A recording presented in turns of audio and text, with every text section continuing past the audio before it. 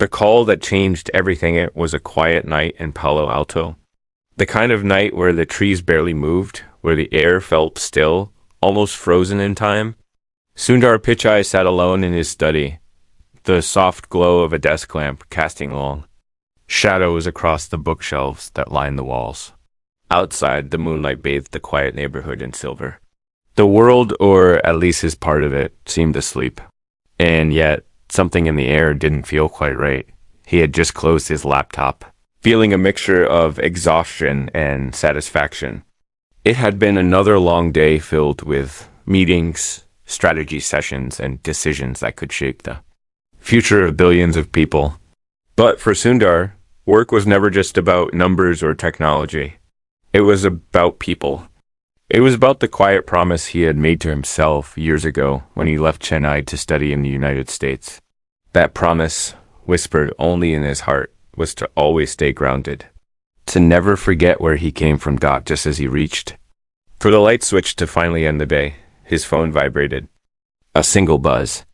Number ringtone, no notification sound, just a soft, insistent pulse against the wooden desk. He glanced at the screen. No name, no number, just unknown caller. For a brief second, he hesitated. It was well past midnight. The world outside was asleep. Who could be calling him at this hour? A part of him wanted to ignore it. He had learned that silence could be sacred, but something about this call tugged at his curiosity. It was like a thread, and once he touched it, he knew everything could unravel. He picked up the phone and pressed it to his ear. Hello? At first, there was only static. The kind that sounds like distant wind moving through old telephone lines. Then a voice. Soft, cracked, almost trembling. You don't know me, but I know you. Sundar straightened in his chair, all traces of fatigue gone. Who is this? The voice continued. You once gave someone a chance. You didn't know it, but it changed everything. Now, I need you to remember something from your past. Something that isn't any file. Something only you would know. The line went quiet. For a long moment, Sundar just sat there, heart pounding. It wasn't fear. Not yet. It was something else. Recognition?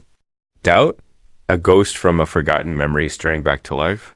What are you talking about? Sundar asked. More firmly this time, thought the voice didn't answer. Instead, there was a soft sound. Music. Faint. Almost like an old lullaby. Then the line went dead. He stared at the screen. The call had lasted only 48 seconds, but it had felt much longer. The music haunted him. He had heard it before. Long ago.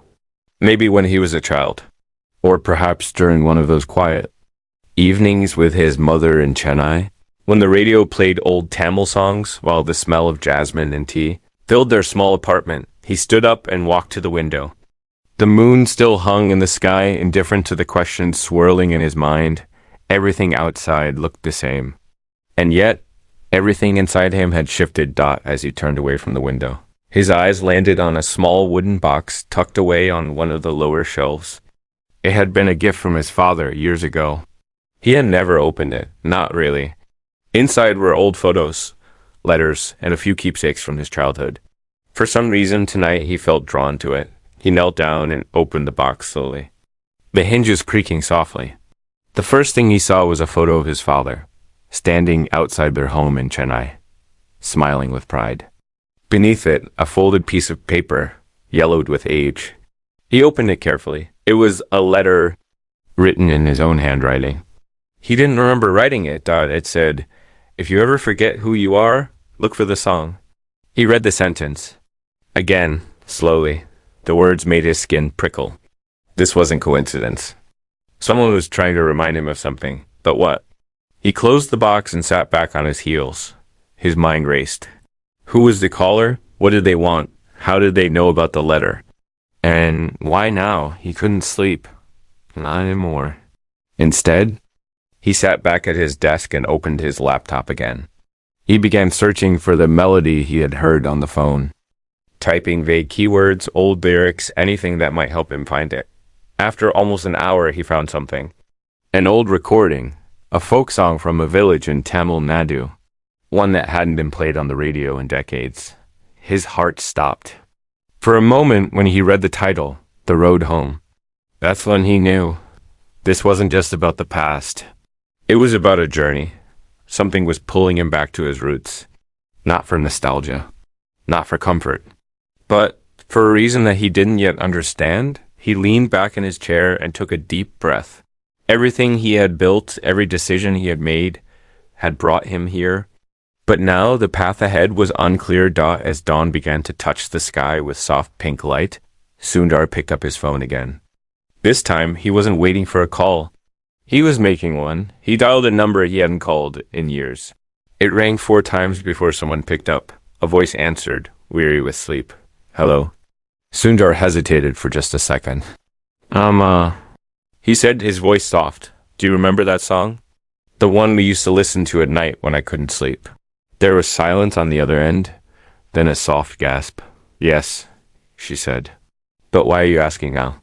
He paused. Then he said, because I think someone wants me to go back. Her voice trembled. Back to Chennai? No, he replied. Back to something deeper, something I might have forgotten. The silence between them was filled with emotion. Memories, love, and something more. Then, just before he hung up, his mother said something that made his blood run cold. That song, Sundar, your father used to say it was a warning. The forgotten Viligili next morning came without the usual sense of routine. The air felt heavier, as if it carried the weight of a secret only Sundar could feel. Outside, the sun rose just like it always did, quietly, without fanfare. But inside him, something had shifted. The words his mother had whispered the night before echoed in his mind. Your father used to say it was a warning. He sat in silence at his kitchen table, a cup of chai untouched in front of him.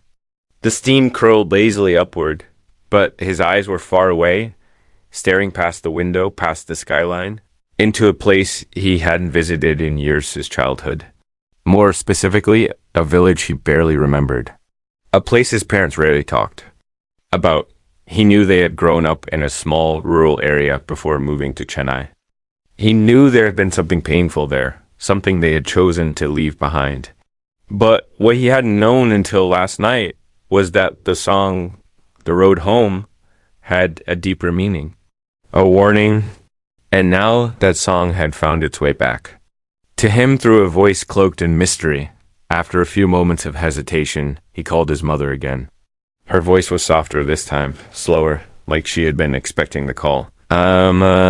He said gently, I need you to tell me everything. There was a long pause. Then she sighed. You were too young to remember, she began. We left before you turned 5. We had no choice. What happened there? It's not what happened. It's what was lost. Your father, he saw something he couldn't explain, and after that, he was never the same. Sundar's fingers tightened around the edge of the table. What did he see? A child, she whispered. But not just any child, a boy who looked exactly like you. Same face, same eyes, same voice, and the same name. Sundar didn't know how to respond. A chill crept over his skin, a feeling that didn't make sense but refused to leave. And the song? He asked. The song was playing when your father first saw him. That's why he called it a warning. He said it was the only sound in the air. Everything else, birds, wind, even the trees, had gone completely still. Her voice broke. And when he tried to speak to the boy ran, but he left something behind. What? Paper, she said, folded carefully like a message. Your father never let me see what was written on it. But after that day, he changed.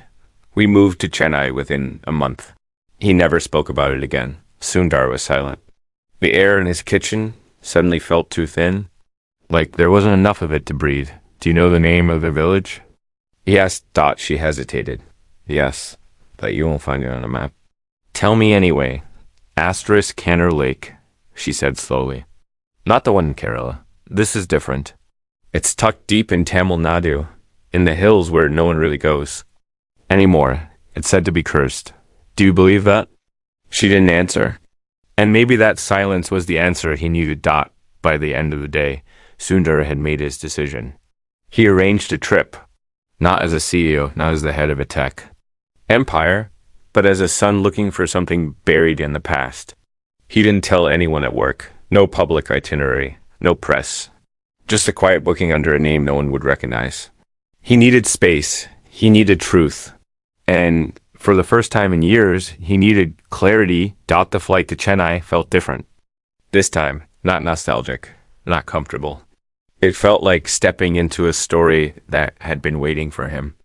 He watched the clouds drift past the window as memories began to resurface, flashes of his childhood. His father's hands lifting him onto his shoulders, the smell of sandalwood, the faint sound of distant music floating through humid nights.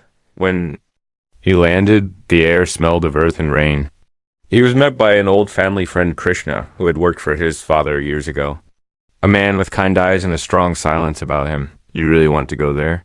Krishna asked as they drove through the outskirts of Chennai. "I need to," Sundar replied. Asterisk. Krishna didn't press.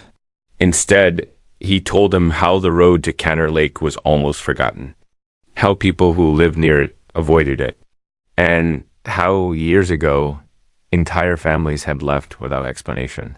They drove for hours, through winding hills, past rice fields, and into forests so thick the sun barely touched the ground.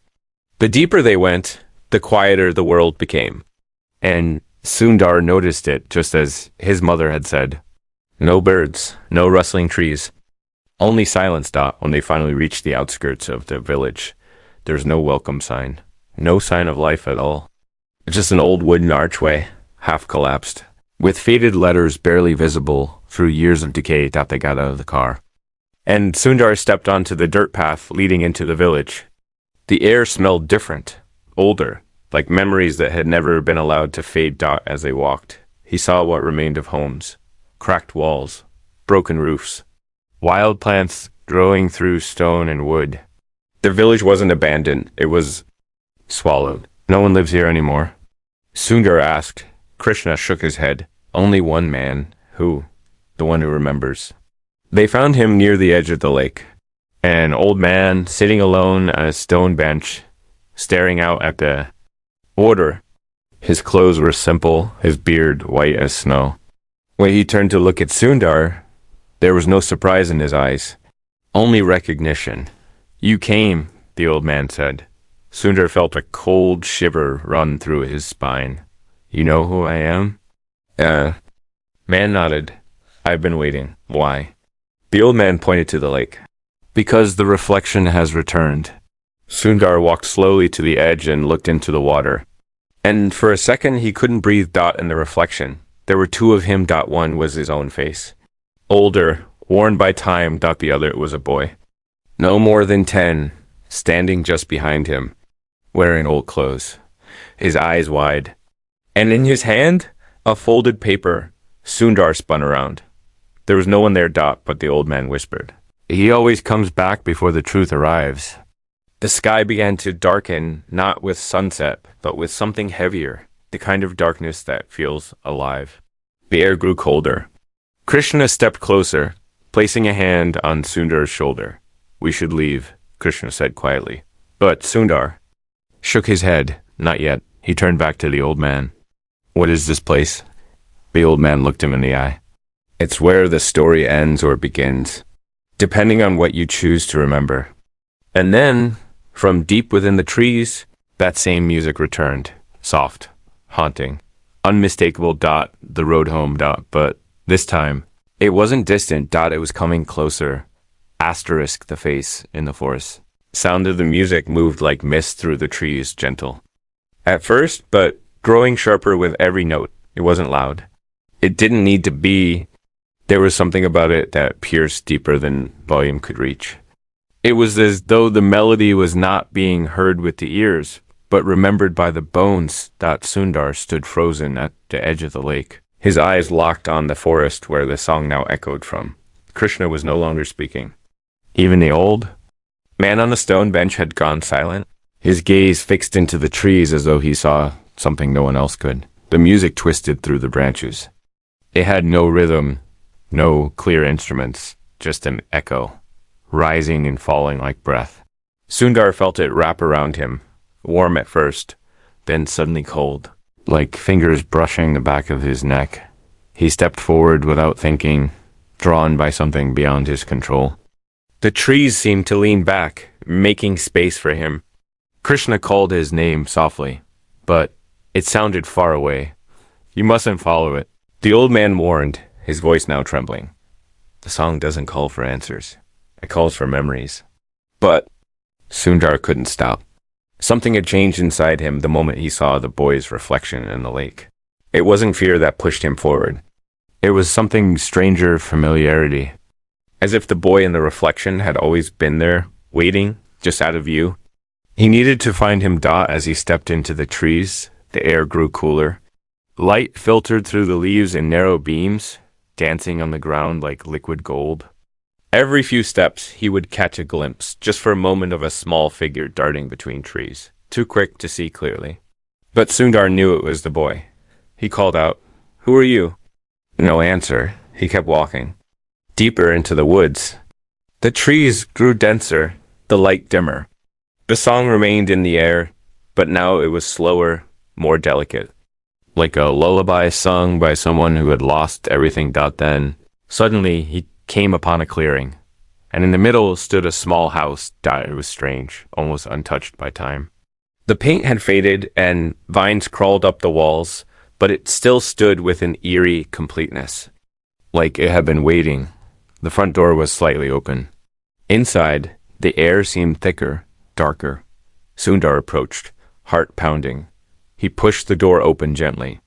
It creaked, and the sound echoed into the silence inside. The room was empty. No furniture, no dust, just silence. But on the far wall, something caught his eye. A mirror. He walked toward it slowly. Not out of fear, but respect. Something in him knew this wasn't just glass. When he reached it, he looked into the mirror and saw not himself, but the boy. He stood there, small, barefoot, his eyes wide, filled with a sadness that didn't belong to a child. In his hand, he held the folded paper again. Sundar reached out toward the mirror, and the boy mirrored him. Their fingertips almost touched. But then the boy stepped back. Behind him, something else moved. A shadow, tall, slow. It didn't have a clear shape, just the presence of something ancient, something tired. And as it stepped closer to the boy, the mirror began to crack. A line across the middle, then another dot, and another, until the entire surface splintered into spider webs of shattered memory. Sundar took a step back, heart racing. The mirror exploded, not with sound, but with light. A blinding white flash that forced him to close his eyes. When he opened them, he was no longer in the house. He was standing at the lake again, but it was night now. Krishna was gone. The old man was gone. The air was completely still, and across the lake he saw FRELIGT small flames dancing in a circle. People moving around them, their shapes blurry and slow, like a ritual, and standing in the center was the boy. This time, Sundar didn't hesitate. He walked around the lake, drawn by the firelight. Every step felt heavy, like he was walking through water or memory, or something in between. When he reached the edge of the gathering, the people around the fire stopped moving. They turned to look at him. Their faces were covered with cloth. Not masks, just cloth, as if to hide their identities. Or perhaps to protect him from seeing what they had become. One of them stepped forward and spoke.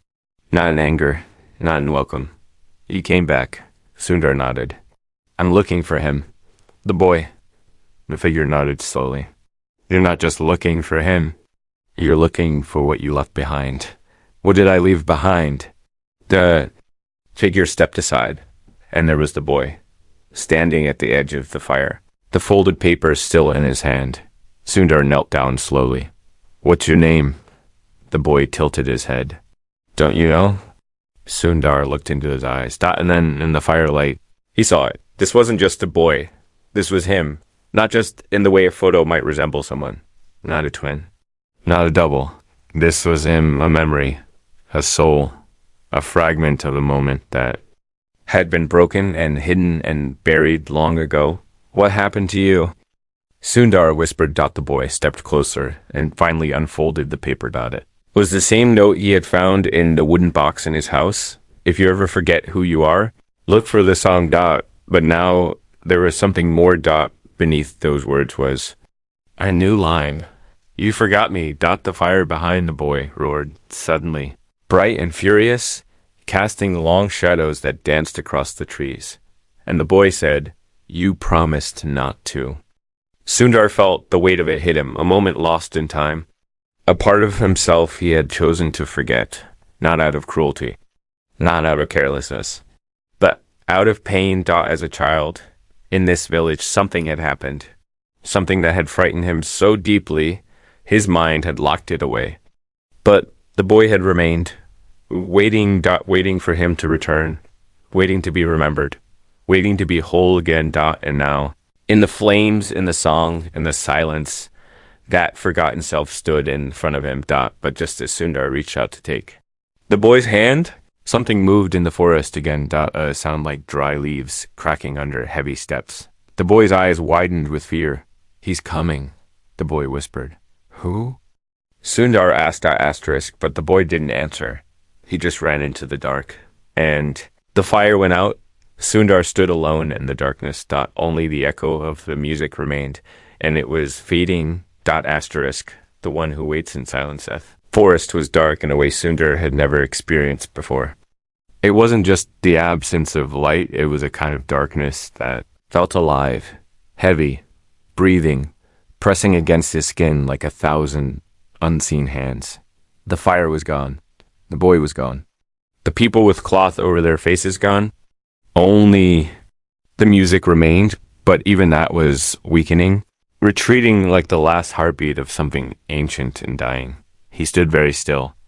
Not because he was afraid, but because he knew movement could break something delicate. It felt like being inside a memory that wasn't ready to end. The silence around him buzzed, and he realized with a strange clarity that he was standing on the edge of something sacred, not holy, not cursed, just deeply, painfully remembered. Asterisk. He tried to call out to the boy again, but his voice refused to rise. It stuck in his throat like dust. Instead, he listened. Not just with his ears, but with every part of his being. And then he heard it. A step. Slow, heavy, deliberate, coming. From behind him, he turned. His breath frozen in his lungs. Nothing. But the sound came again. Closer now. He backed away, one step at a time, until his foot touched water. He had reached the edge of the lake again. The surface was still, too still. Not even his reflection moved. It was as if the water had turned to glass. And then, from the tree line, a figure emerged. Not the boy.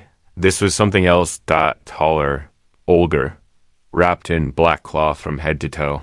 No face, no eyes, only the outline of a presence that made the trees themselves seem to lean away.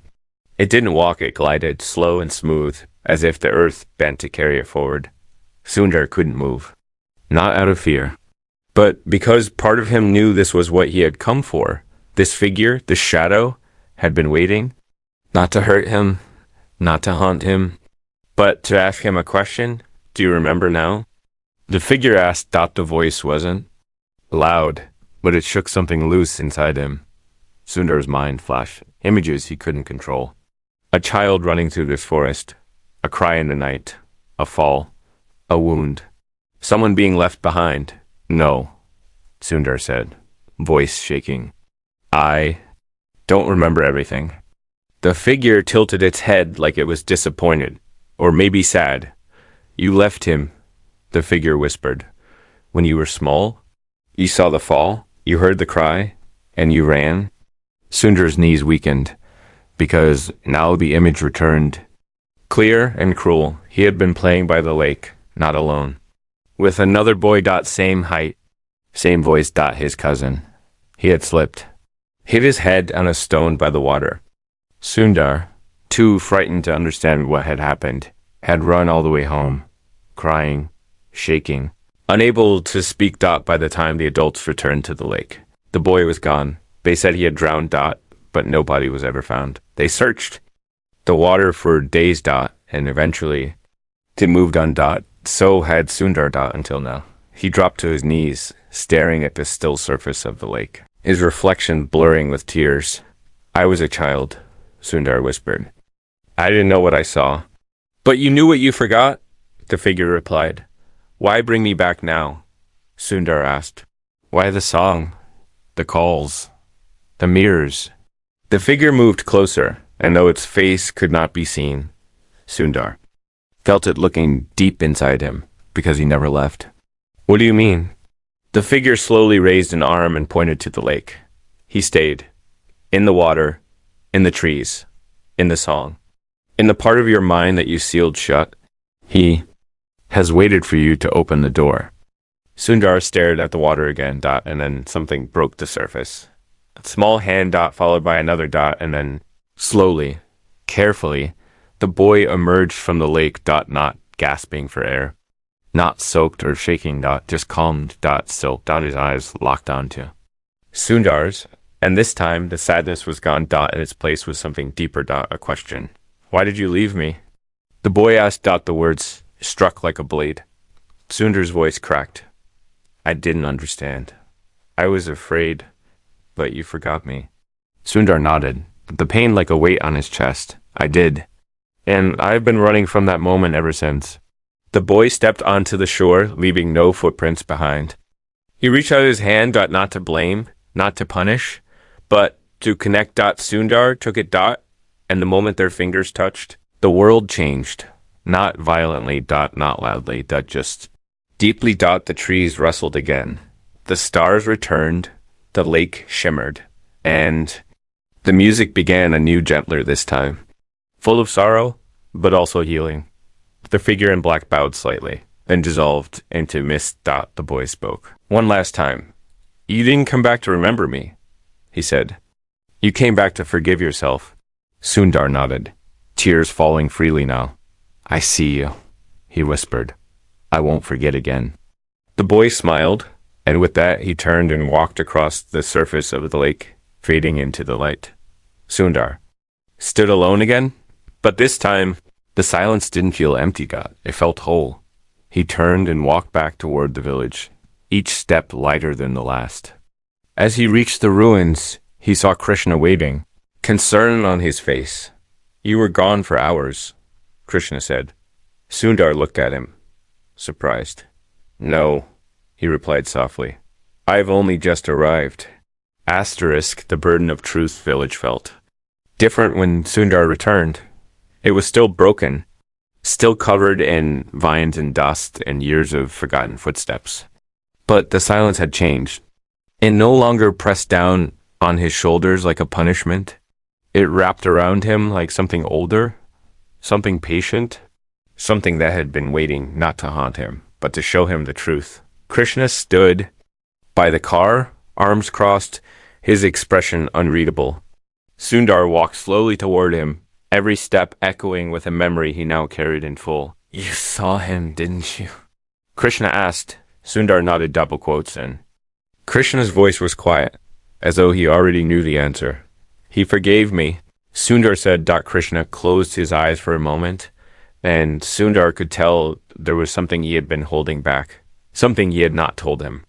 Not because he wanted to hide it, but because it was not his place to speak until the moment was right. You knew, Sundar said.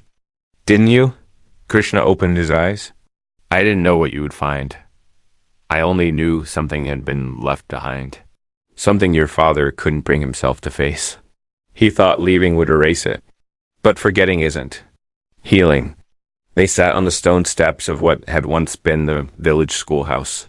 The paint on the walls had faded into nothing, and the windows were just empty frames. Yet, as the sun rose higher, the light fell in such a way that the shadows inside seemed to take the shape of children sitting at desks, of teachers at chalkboards, of voices once echoing off stone and laughter carried by the wind. Sundar reached into his pocket and pulled out the folded note the boy had given him, the one that had changed in his hand. You forgot me. It had said Dot, but now, as he opened it again, something was different. The words were still there, but new ones had appeared. Now that you remember, what will you do? He stared at the paper, heart quiet but full. The question wasn't from the boy anymore. It was from the past itself. From the part of him he had tried to bury under years of responsibility, ambition, and distance. But remembering wasn't the end of the journey, Dot. It was the beginning. What do you think happened to him? Sundar asked. Krishna was quiet for a long time.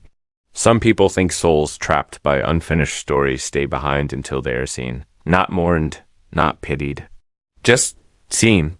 Once you saw him, once you held his hand, he was free. And so, are you? Sundar nodded. But something inside him whispered that there was still one more piece missing, Dot, as the wind stirred through the trees. A thought passed through him, gentle, like breath. Dot, go back to where it ended. They drove back to Chennai in silence, the tires humming softly against the long road. Sundar stared out the window, watching the trees blur into green ribbons of memory. Something in him felt lighter now. But he knew the work wasn't done. Not yet, when they arrived at his family's old apartment. Sundar asked Krishna to wait outside. The apartment was smaller than he remembered. The door creaked open, revealing narrow rooms filled with the shadows of a life once lived. His mother had left it years ago, but she'd never sold it. Something about it felt untouchable, like it was a chapter in a book that couldn't be closed. He walked down the hallway and entered the room that had once been his. The bed was gone, the posters, the toys. But the window was still there, and so was the smell books, dust, old incense, and faint memories of monsoon rain. He sat on the floor, knees pulled to his chest, and closed his eyes. The boy had said he'd come back to forgive himself, but Sundar realized now there was someone else who needed to hear the truth. His father. His father had carried the pain of that day in silence, had buried it beneath work and duty and the weight of being strong for his family. He had never spoken of it, not even at the end. And now, Sundar understood why that he had seen what Sundar had forgotten. And he had chosen to carry the burden alone. Sundar pulled out his phone. His fingers hovered over the screen. Then, slowly, he called his mother, Dot. She answered immediately, her voice gentle. Sundar, Amma, he said, can I ask you something? Of course. Do you remember the day we left the village? There was a pause. Asterisk. Your father didn't say much, she replied. He just told me it wasn't safe anymore. But I remember how quiet he was. How he held you in his arms and wouldn't let you go. He looked like he had seen a ghost. Sundar closed his eyes. He did. And the ghost was me. What do you mean? He told her everything. The boy, the mirror, the folded paper, the fire, and the moment he remembered what had really happened, the cousin who had vanished. The part of him that had shut that memory away. Her voice cracked. Your father blamed himself for not protecting both of you. And maybe, deep down, he blamed you too. Not in anger, but in sorrow. He didn't know what happened. And you were too young to explain it? Sundar whispered. He carried my guilt. He carried all of ours, she said, but he loved you. And even though he didn't speak about it, he never stopped watching over you. I think that's why he gave you the box. The one with the letter? Sundar looked down at the paper. Again, if you ever forget who you are, look for the song a memory stirred. His father, humming late at night. Not loud enough to hear the melody clearly, but always the same tune. A lullaby. A warning. A key. His father had remembered. He just didn't know how to unlock the door. Sundar wiped his eyes and smiled softly. I'm going to do something, he said. What? Tana. I'm going to build something here. Not with code. Not with devices. Something real. Where? In the village, he said. For children. For memory. For second chances. His mother was silent, but he could hear her heart through the phone. Full. Trembling. Proud. Your father would have liked that. She whispered. No, Sundar replied gently. He would have finally rested. As he hung up the call, the light in the room shifted. Not brighter, just warmer. Like a nod from someone no longer present, but always watching. He stood and walked to the window. The city below moved as it always did, cars honking, people rushing, life unfolding in all directions. But for the first time in years, Sundar wasn't just part of the future. He was part of the past again, too. And in that balance, he felt whole, yet deep in the back of his mind, one question lingered. He had seen the boy. He had remembered the truth, but who had made the call that night? And why had they known the song? As the wind brushed the window pane, Sundar turned away, and on the hallway wall, where there had once been nothing, something new had appeared, a phone number, scratched faintly into the paint, not random, not scribbled, just waiting to be noticed. His heart pounded. Because the number was one digit away from his own.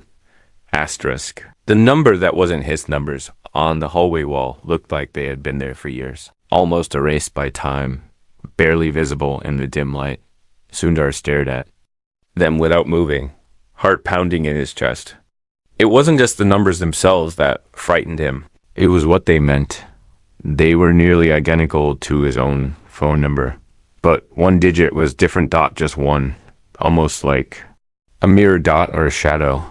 He reached out and ran his fingers across the faded marks. The paint chipped slightly beneath his touch. The air around him felt still, as if the entire apartment were holding its breath. He took out his phone and carefully dialed the number, his hands trembling slightly. He pressed call. For a moment, there was nothing. Just the slow, endless ringing. One ring. Two rings. Three. Then a click. And silence. No voice. No background. Noise. No signal of life at all. And then, after what felt like a lifetime, a voice spoke. But it wasn't a stranger. It was his own voice. Younger. Clear. Soft. Double quotes. Hello? The voice said. Sundar, single quotes. S breath caught in his throat. Who is this? The voice repeated. Hello? A pause. And then the voice asked something that chilled him to the bone. Are you still there? Are you coming back? He stood in stunned silence, staring at the wall as if it might suddenly answer him. The line went dead, and the call ended itself. As though the voice had said all it needed to, he looked again at the number. Was it a memory? Was it a remnant of the past?